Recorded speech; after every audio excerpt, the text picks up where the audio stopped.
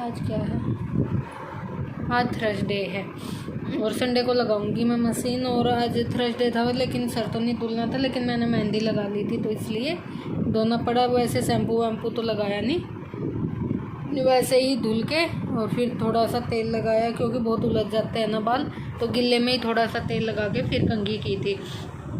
और इसी के साथ वीडियो का एंड करते हैं। मैंने ये भी नहीं देखा है भाई वीडियो कितना बना है नहीं बना है, लेकिन उम्मीद करती हूँ आपको वीडियो पसंद आएगा और मिलेंगे एक अच्छे से व्लॉग के साथ। तब तक के लिए bye bye and take care.